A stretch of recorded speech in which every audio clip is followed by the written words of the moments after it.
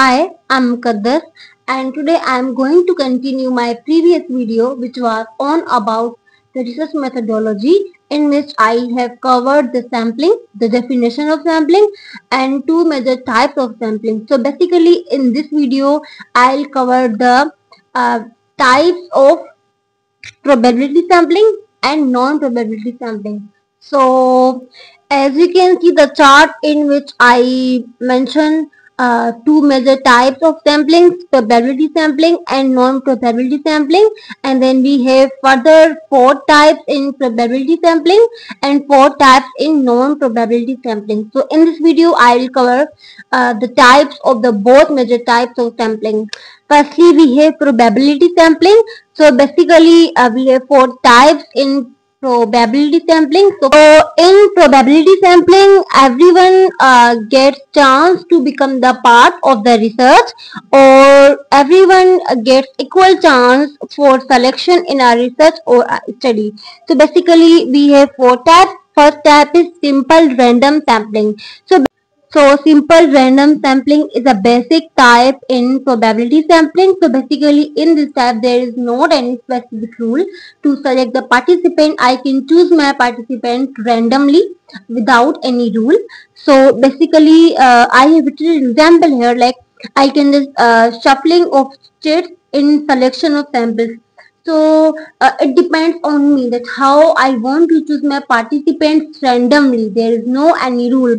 I can just write the names of the students in sheets and then shuffle sheets and then choose few sheets, and the names which I will get from the sheets I can use them as my participants. So basically there is no any rule or regulation for select the participants in simple random sampling. And the second we have stratified random sampling. So basically stratified is a word which comes from strata. Basically strata means groups or small groups. So in stratified random sampling we choose our sample on the basis of the division of the group of the population. Like if I want to choose my sample, then I will divide my youth population into different groups on the basis of their age, gender and education. Then I will choose the participants from each group. So like if I have the 100 male students and 100 female students, so I will like choose 10 males or 10 females from each group. And so yes, so that's all about the stratified random sampling. Third type is systematic sampling. So basically in systematic sampling we have a fixed number and we have to choose the participants after that fixed number. For example, if I want to choose my participants and my fixed number is 10, so I will choose the participant after 10 number students. Okay, like if I have 100 students, so I will choose my participants. I will choose the 11 participants, then I will leave 10 participants, then after 11 I will count 10 participants and I will choose 11 participants. So here I will choose 10 by 1. So I will choose the participant after 10 numbers. Okay. So like I write example that every one participant will be selected after each 10 numbers of students. After 10 number of students, after each 10 number of students, I will choose one participant. And the last type of probability sampling is cluster or area sampling. Basically cluster mean area. Okay, so basically see, provide a huge population into divide a huge population into different group or clusters on the basis of region, then pick a group to study. See, in stratified we were dividing the group on the basis of their age, gender or education, and we picked the participants from each group. But in cluster or area sampling we are not going to choose the participants from each group, but we have to pick one group for our study.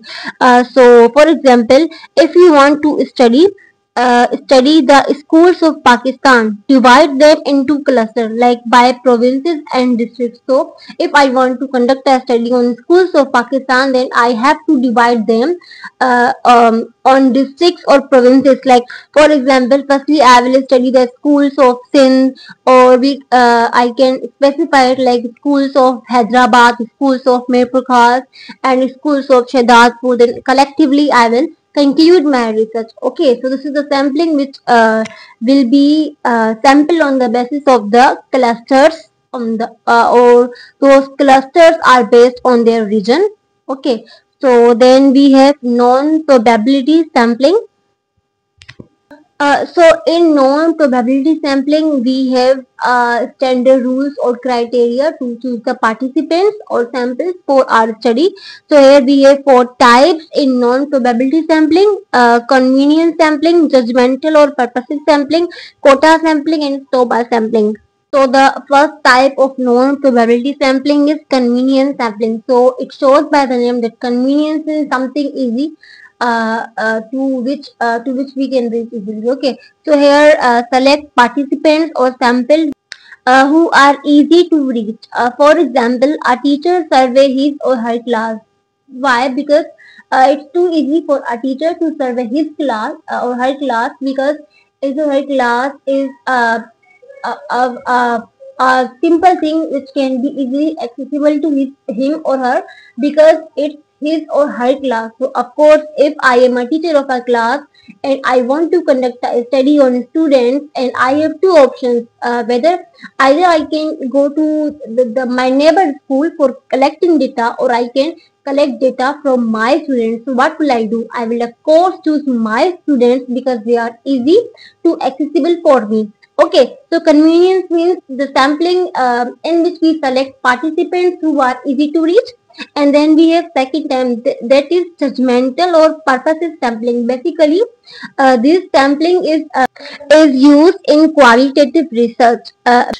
Because in judgmental or purposive sampling, we choose the participants who are fit to the purpose or criteria. Like if I want to study on the perceptions of students towards a grammar translation method, so I will choose the participants who have experience to learn from that method. Okay, so that will be my judgmental or purposive sampling. So basically in purposive or judgmental sampling, I will judge my participants who are based on the certain criteria, which criteria will help me in my study. Okay, so there is specific rule or criteria for select the participants who have experience to learn from the grammar translation method.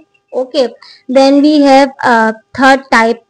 And third type is quota sampling. So basically it shows by the name. Quota means a specific number or fixed numbers which are chosen for the from each group or from different groups or from different population. Okay, so here divide groups on the basis of gender, age and education. Fix quota from each group. Select participants until the quota fills. Yes, so here we will fix the quota from each group. Like I will fix it like I have a quota or place for women. So I need 10 women. So I have to choose or I have to fill the quota of 10 women for my study, and I have quota of 20 men. So I will choose 20 men anyhow. So my data will be filled or my quota will be filled by 20 men in my research. So here I will be select participants on the basis of specific quota which will be based on my research, of course. So a quota sampling means divide the youth population into different groups and fix the quota, that how many participants I need from this group or that group. Okay, so then we have last type, that is snowball sampling. So in snowball sampling, this is very funny sampling. Basically in this sampling, we reach out to another participant by the collection of first participants. See the definition here. So finding one participant and she or he refer another. and this process continue. Basically, for example, we want to study the drug addiction. Okay, so whenever I find a man who is addicted by the drug, so of course he will tell me about his or who is also with him or her in drugs. So of course he or she can tell me better, or he or she can refer another participant for my study. So basically, in so while sampling, we our first participant refer another participant for our study. So that's all for today. If you have any query and question, you can ask me. Thank you so much.